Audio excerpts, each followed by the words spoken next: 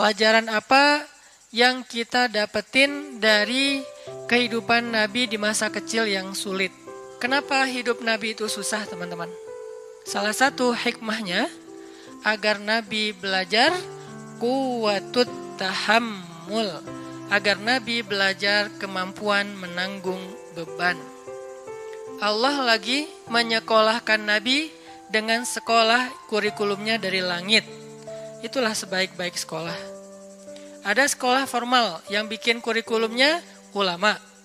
Ada sekolah yang disusun oleh saintis ataupun Diknas, pemerintah, sekolah-sekolah umum. Semuanya baik, tapi ada sekolah yang paling baik dan insya Allah nggak mungkin orang yang sekolah di situ tuh rugi, nggak mungkin. Udah sekolahnya gratis, hasilnya luar biasa, sekolah langit. Apa itu sekolah langit, teman-teman?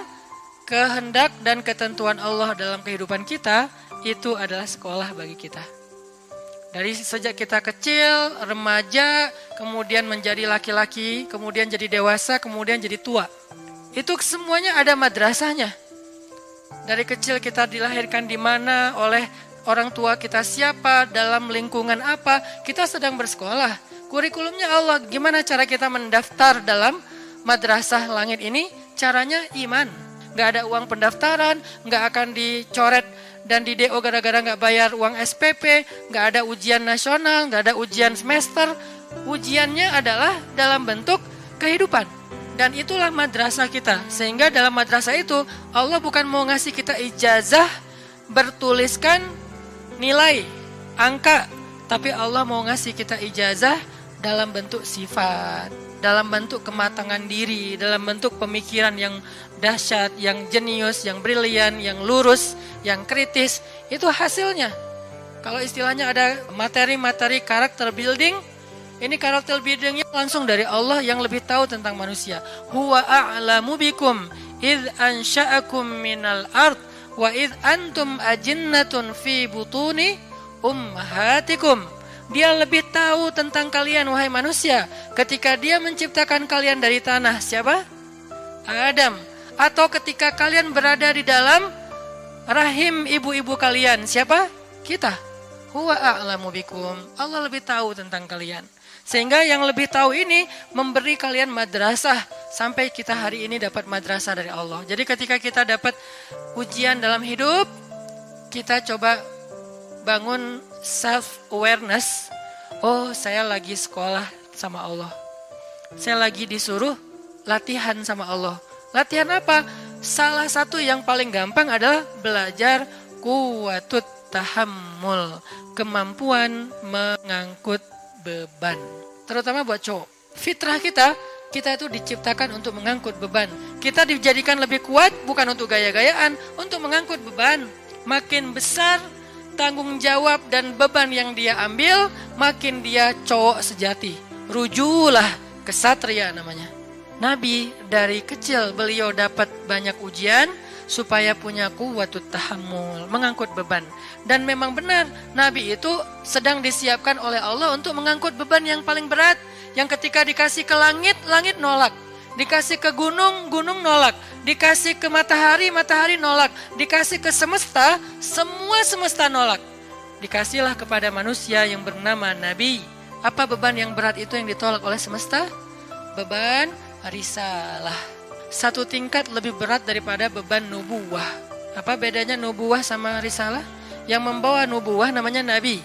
Yang membawa risalah namanya Rasul. Makanya ada Nabi, ada Rasul. Apa bedanya? Kalau Nabi dia nggak membawa ajaran baru, meneruskan ajaran Nabi sebelumnya. Tapi kalau Rasul membawa ajaran baru.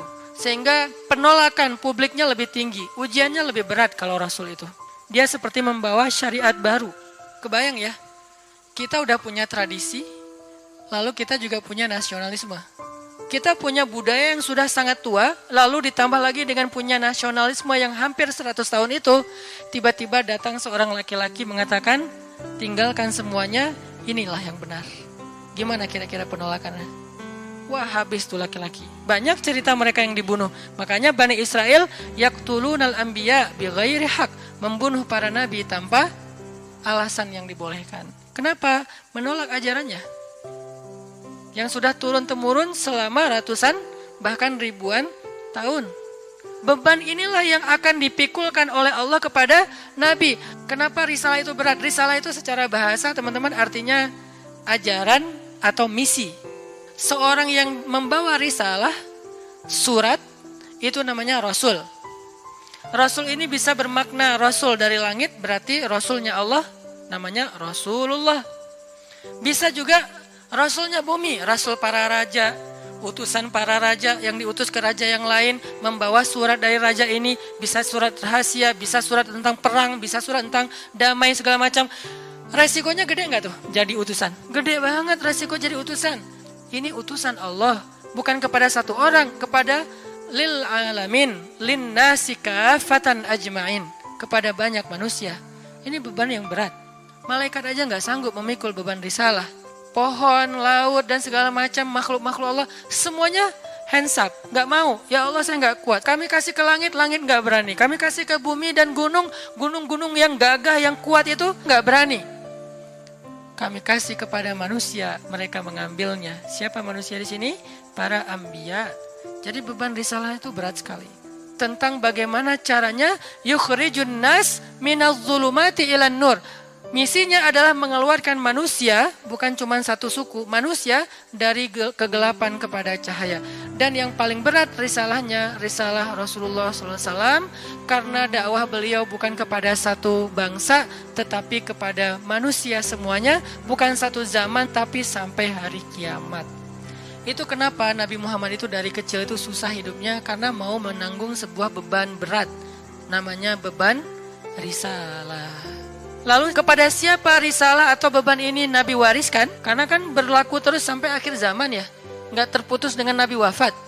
Terus estafet. Kepada siapa Nabi mewariskan tongkat atau beban risalah ini? Al-ulama warasatul anbiya.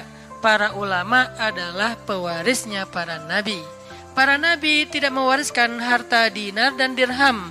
Para nabi mewariskan ilmu atau mewariskan agama.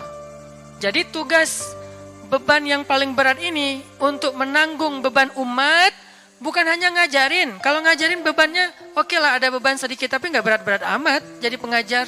Yang berat itu adalah risalah menanggung beban umat. Yang lapar harus dikasih makan, yang sakit harus dibantu berobat, yang miskin harus disantuni, anak yatim harus diberikan haknya, janda-janda yang gak punya siapapun yang menafkahinya harus ada program untuk mereka. Banyak, pokoknya semua beban umat dari mulai yang lapar paling kecil sampai korban perang.